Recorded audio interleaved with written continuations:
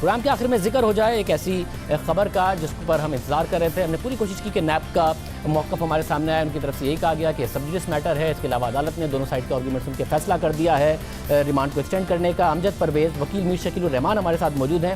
امجد پرویز صاحب بہت شکریہ ہمیں شو میں جوائن کرنے کے لیے. اس کیس پر ہم چاہ رہے تھے کہ نیب کے ابھی ترجمان ہمارے ساتھ ہوں. آپ وکیل ہیں میر شکیل الرحمان صاحب کے. ریمانڈ میں توسیع ہوئی اس کیس کے حوالے سے آپ نے دیکھا ہے, آپ کیا کہیں گے؟ دیکھیے میری گزارش تو یہ ہے جی کہ مجھے یہ شرف حاصل ہے کہ میں نے نیب ہی کے موسٹلی کیسز کیے ہیں آج تک ڈیفینس سائڈ سے,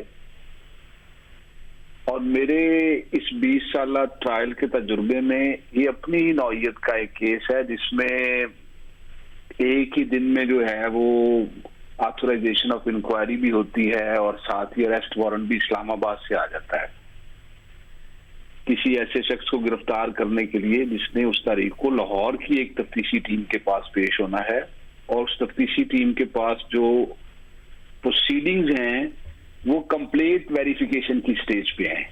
کمپلیٹ ویریفیکیشن کی جو سٹیج ہے اس پہ تو نیب کسی شخص کو طلب بھی نہیں کر سکتا کہ وہ اس کے سامنے حاضر ہو.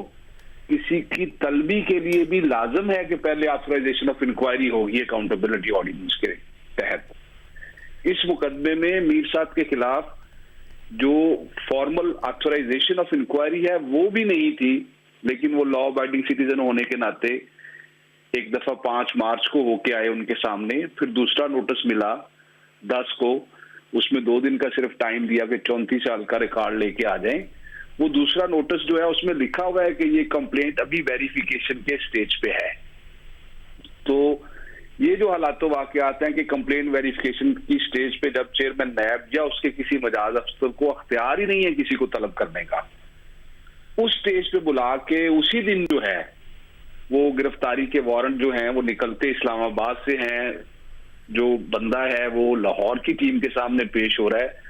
تو میرا کیس یہ تھا کہ یہ انڈیو اور unholy haste of exercise of authority of warrant of arrest ہے, اور میں نے کوٹ کیا کورٹ کے سامنے کہ without fear of any contradiction آپ نیب سے یہ کہیں کہ یہ دکھائیں کوئی ایسا کیس نیب کی تاریخ میں جس میں کمپلینٹ ویریفیکیشن سٹیج پہ کسی شخص کو انہوں نے گرفتار کیا ہو.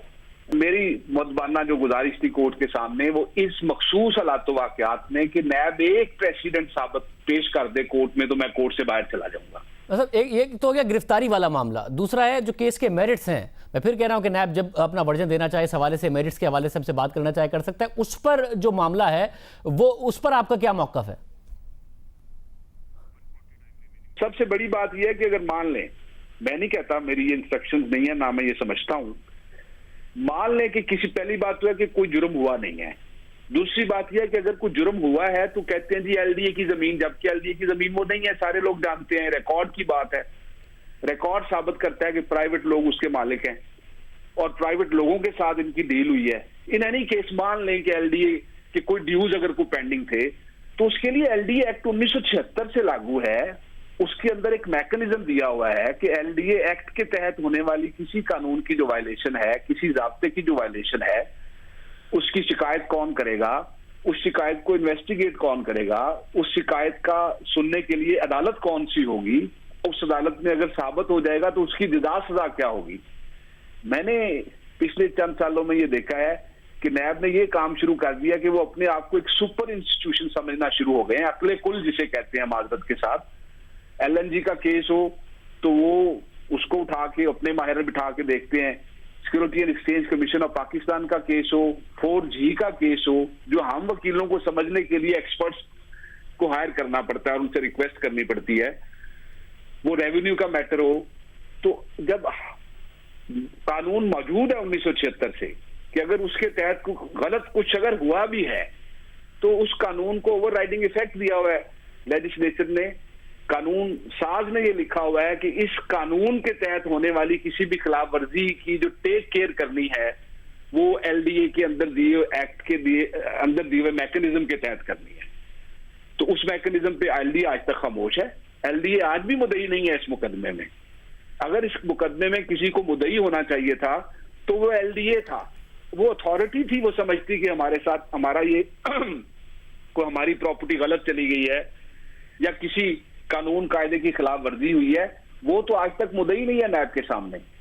किसी तीसरे शख्स की दरखास्त पे, जो कि एक इंटरेस्टेड पार्टी है, जिसके बारे में इंस्ट्रक्शन है हमारी कि मीर साहब उनके खिलाफ जो है वो केसेस जीते हैं, इस तरह की किसी शख्स की कंप्लेंट की बुनियाद पे जो है वो ये सारी एक्सरसाइज और ये जो सारी कार्रवाई है, बतौर एक पेशावर वकील के मैं ये समझता हूँ कि ये it's not in consonance with law.